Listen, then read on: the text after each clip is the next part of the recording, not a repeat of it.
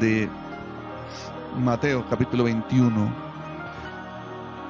Les decía la semana pasada que el domingo pasado que habíamos iniciado con, hay unas 3 palabras que Dios me había colocado y el domingo di la primera, pero voy a tener que hacer un paréntesis porque no puedo dejar pasar esta semana sin recordar la obra de Jesús. A mí me apasiona hablar del tema de la obra de Jesús y por la cual nosotros realmente tenemos asegurada nuestra vida eterna.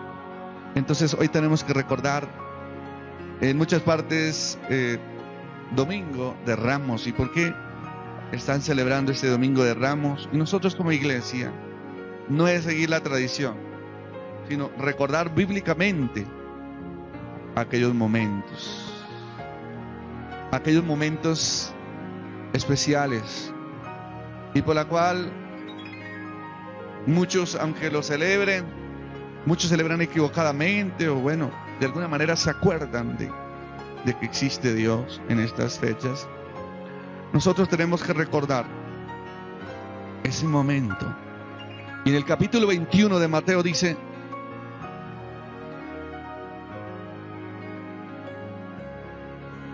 el versículo 8 dice: y la multitud, que era numerosa, tendía sus mantos en el camino, y otros cortaban ramas de los árboles y las tendían en el camino.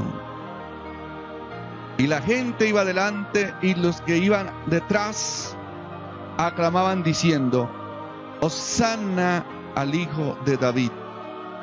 Bendito el que viene en el nombre del Señor. Hosana en las alturas. Este es un momento magistral, digámoslo así, de Jesús. Ya tiene cerca de 33 años. 33 años. Ya ha pasado 33 años allí en Jerusalén, en Israel. Han pasado de todas las cosas, ha cumplido con todos los reglamentos de la ley. Ha mostrado también la faceta divina en muchos momentos. Se ha bautizado, ha sido tentado por el diablo, ha sido aceptado en muchos lugares. Mucha gente lo ha seguido, pero también ha tenido rechazo en diferentes lugares, especialmente de los que decían ser los sacerdotes y los pastores de esa época.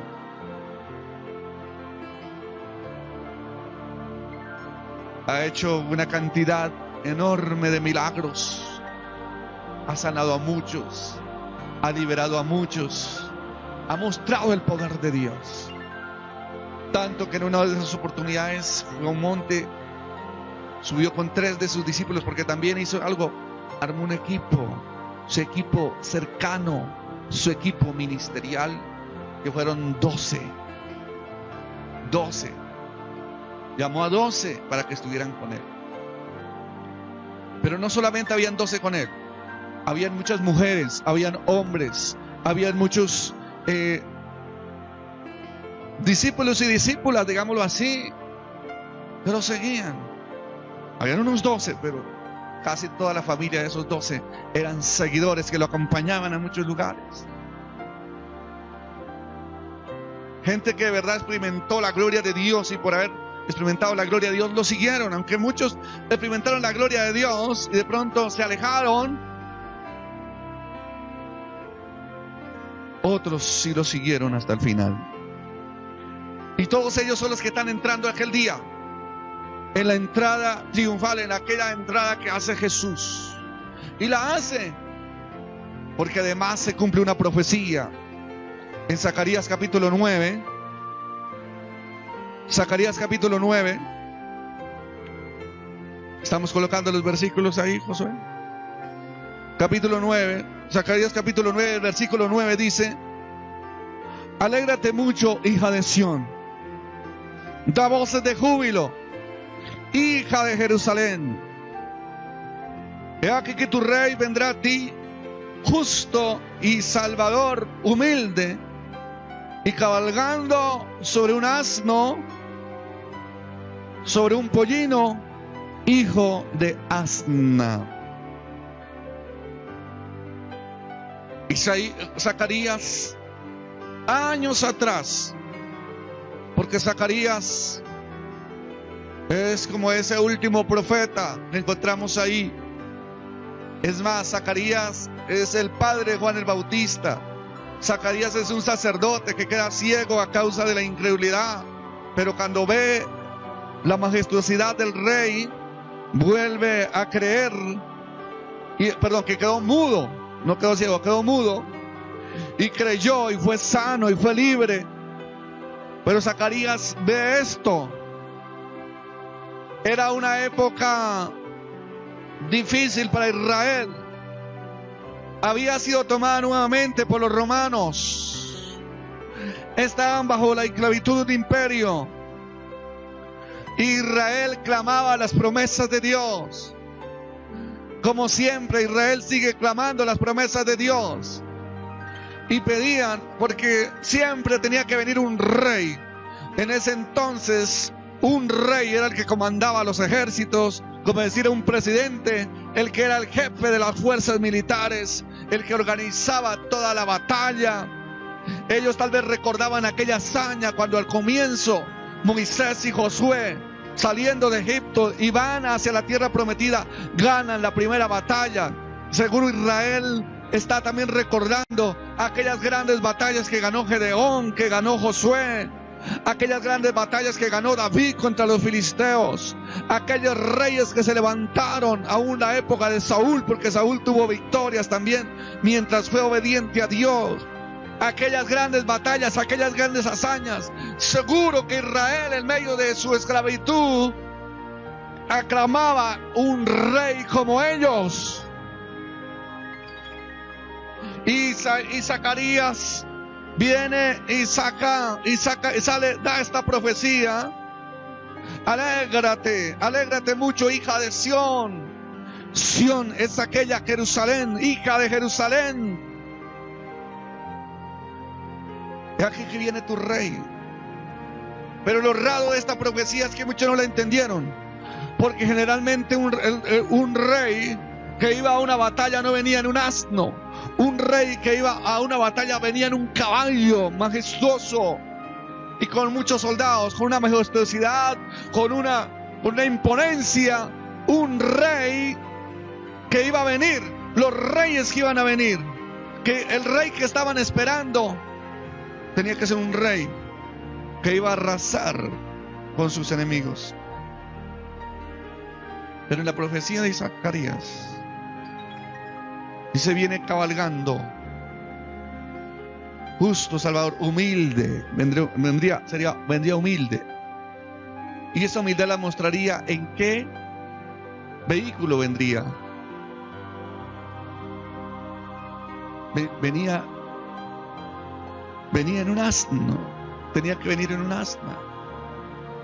Entonces por eso muchos no creyeron, porque esperaban era uno que viniera y los salvara. Por eso también Barrabás se rebeló. Muchos se rebelaron, pero esta fue la entrada triunfal que él hizo en Israel.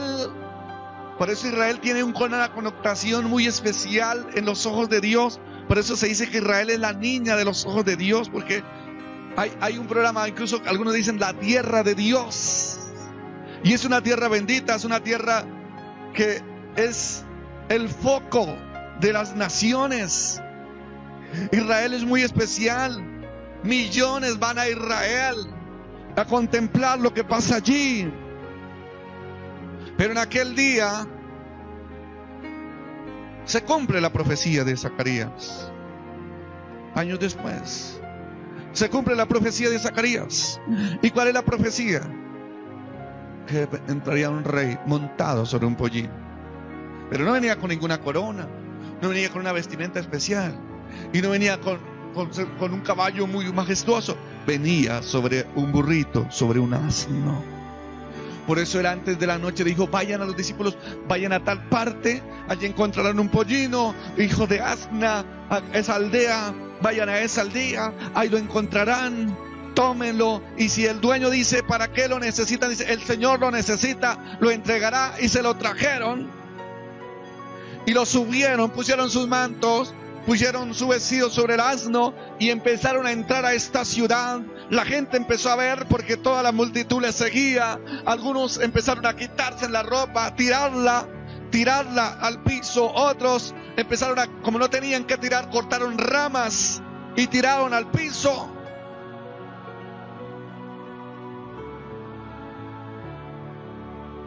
Pero por algún momento yo puedo ver en esa entrada triunfal. ¿Y por qué entrada triunfal? Porque él estaba haciendo la memoria y diciendo: hoy entro en un burrito, en un tiempo más adelante vendré a esta ciudad de otra manera, vendré a esta tierra en una manera como lo espera mi pueblo. Aquel día también la gente gritaba. Aquel día también la gente gritaba. Ustedes pueden ver: Hosana, los que entendieron, los que estaban entendidos en la palabra. Por eso a veces nuestra mente está cegada, nuestros ojos están cegados para ver un milagro, para ver las cosas de Dios. Algunos nos dieron cuenta que el que estaba en ese asno, en ese asnito, en ese burrito, nada más y nada menos, era el Rey de Reyes, el Señor de Señores, el dueño de todo. A veces estamos tan velados, tan cegados, que tenemos al Señor cerca. Puede estar ahí cerca y no lo vemos, no lo sentimos, porque estamos en muchas cosas, tal vez que nos distraen, que nos quieren sacar. Porque hay algo que también el enemigo no quiere: que tú conozcas el poder de Dios. La gente empezó de aquel rey que conquistó al mundo, porque en la época de David, Israel se convirtió en un imperio que gobernaba el mundo. Bendito que viene el nombre del Señor. Hosana en las alturas. Cuando entró a Jerusalén, toda la ciudad se conmovió, diciendo: ¿quién es este? Y la gente gritaba y decía: aquel día había contraste. Habían los que querían matar, los que querían llevarlo a la cruz. Habían los que estaban exaltando. Entró a partir de ese día, escúchenme mis hermanos, a partir de ese momento entró un ambiente, un caos en aquella ciudad a causa de este rey que entraba. Empezó algo en esa ciudad. Aquella misma noche empezaría la traición de Judas. Aquella misma noche sería la cena. Tomaría la cena por primera vez. Por eso yo quiero que el viernes tomemos la cena. Aquella noche sería la agonía en el huerto de los olivos. Aquella noche sería una noche tremenda, una noche oscura para Jesús y sus discípulos, para los que lo seguían, porque no se entendía, muchos no entendían qué estaba pasando. Pero hoy esto es simplemente la introducción a lo que hablaremos esta semana. Hablaremos de todos estos acontecimientos.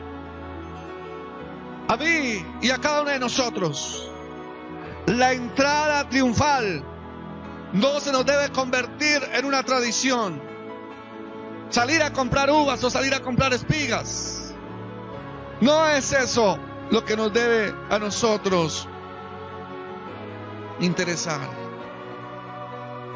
Lo que tiene que a nosotros tocarnos es el mensaje que se estaba dando ahí. Porque escúcheme esto, por la mente del Hijo de Dios aquel día, hoy podría estar diciendo: hoy entro a esta ciudad con un burrito, montados en un burrito, Pero esta ciudad será destruida en poco tiempo. Todos los que me están siguiendo serán esparcidos. Esta ciudad entra en el caos porque Él lo conoce todo. Pero Él estaba viendo su tierra. Se dice que después de ser destruida Jerusalén y tomada por los gentiles y construirle donde estaba el templo de Salomón, el templo que levantó Nehemías, ahora levantaron una mezquita de Omar, una mezquita de los gentiles, de los musulmanes. Y solamente quedó un muro de aquel templo fue lo que quedó. Y por eso todos los judíos van día tras día. Ahí se apagan a algo, pero ellos esperan una victoria sobrenatural que pronto vendrá. La entrada triunfal a Jerusalén nos debe llenar de esperanza a nosotros. Que aquel rey humilde que entró en un asno, fue a la cruz, murió y resucitó, pero ahora está allí a la diestra del Padre esperando el cumplimiento del tiempo para volver. Diga conmigo, volver. Diga conmigo, volverá. Pero ya no vendrá en un burrito, ya no vendrá en un asno. Volverá. Y volverá a aquella tierra en primer lugar. El siguiente acontecimiento en el reloj de Dios es lo que se denomina el rapto de la iglesia. Pero la segunda venida será en físico, vendrá, lo verán, lo veremos. Es tremendo lo que se acerca, lo que se avecina. Y solo quiero llevarlos un momento a Apocalipsis capítulo 19. El versículo 11 en adelante. Abra su Biblia y los que la tengan. Apocalipsis. Porque tú quiero que sepas que aquella entrada triunfal y la gente que lo acompañó hace 2000 años, casi 2000 años, no se han cumplido los 2000 años. Porque dice que fue el año 33. Quiero que levante su mano y diga conmigo. Levante su mano y diga conmigo. He entrado a una década especial, a una década de lo profético, a una década de los cumplimientos más grandes de las profecías dadas en la palabra de Dios. Denle un aplauso a Cristo. Denle un aplauso a Cristo. Usted y yo veremos cosas que pasarán, cosas de bien que sucederán en el pueblo cristiano, pero también caos en muchas partes de seguro, y está pasando. Pero será esta década, antes que lleguemos al año 33, 2030. Estamos entrando en la década del 2030 y todas las organizaciones tienen un plan, lo que han denominado el plan 2030. Pero esta es una década tremenda. Yo por eso no me aparto, casi no me aparto de este lugar. Quiero testificarles. Desde que hice ese ayuno, busco estar, porque no estoy para otra cosa. Estoy creyendo que esta es una década donde pasarán cosas grandes, que Dios levantará a su pueblo, Dios levantará a sus hijos, Dios levantará a su iglesia. Aplauda al Señor. Dios te levantará a ti para hacer un testimonio. Aplaude a los que están aquí, aplaude a los que están allá en la transmisión. Dios te levantará a ti para ser protagonista en esta década. Si lo crees, si avanzas, Dios te levantará a ti. Serás un testimonio vivo de las cosas de Dios. Pedro y Juan y los apóstoles que habían, la multitud que había recibido de Dios durante los 33 años que lo acompañaron, tuvieron su momentum en aquella época de experimentar la entrada triunfal a Jerusalén. Pero quiero hablarles algo. Esos de aquella época están vivos.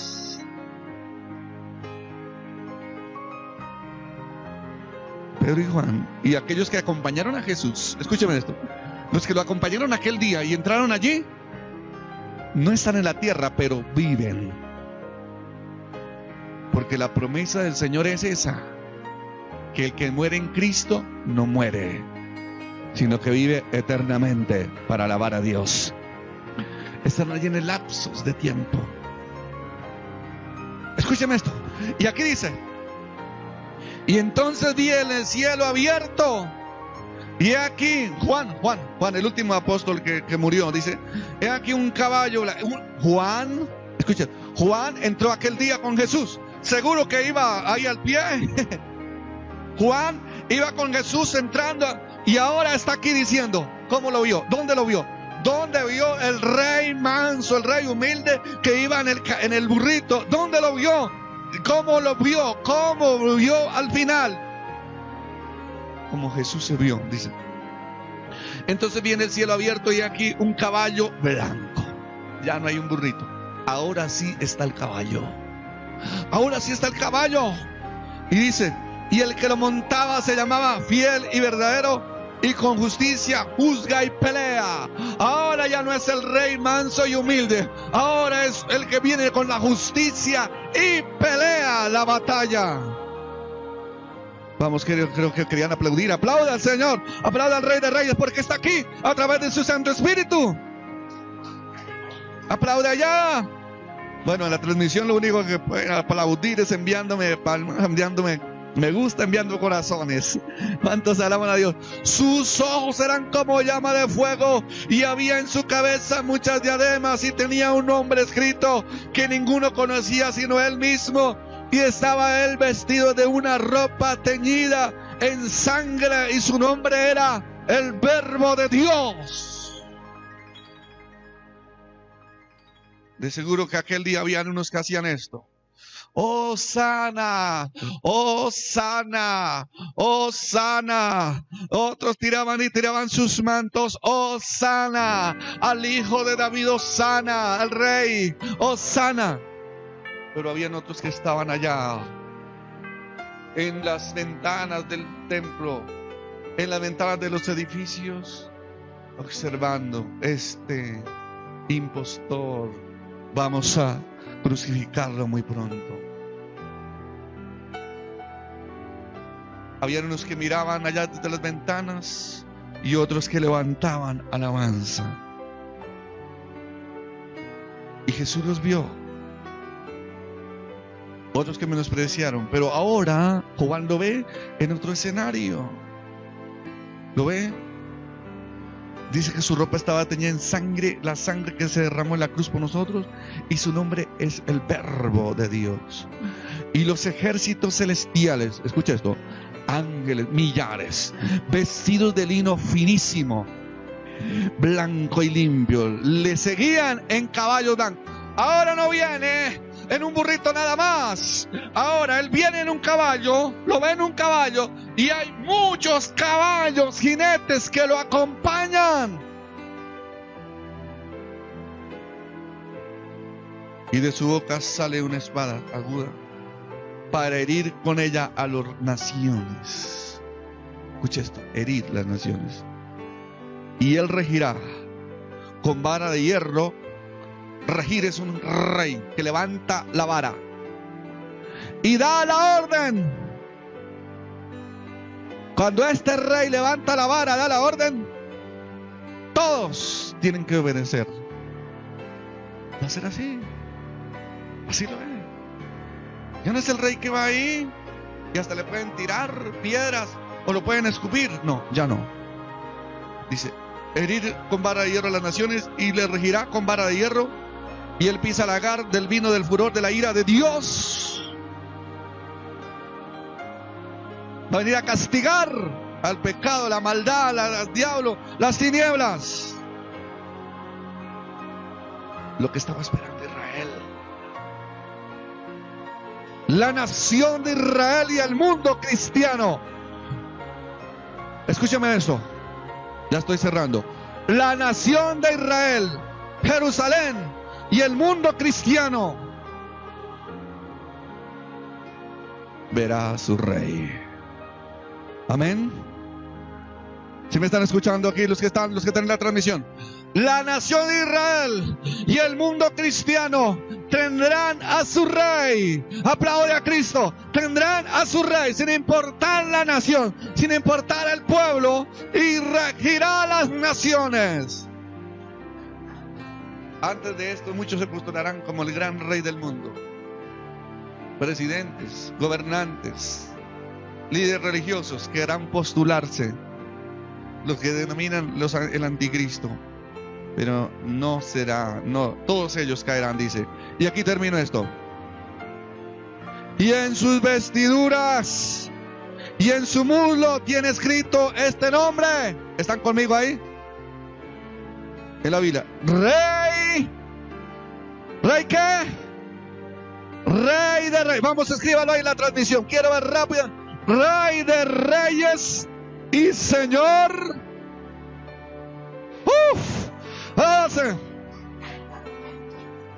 He aquí viene, alégrate, hija de Sión, hija de Jerusalén. La profecía se dio para aquel momento, cuando venía el asna, pero la profecía también tenía que ver cuando venía su rey y entraba a Jerusalén. Por eso, algunos que han ido a Israel,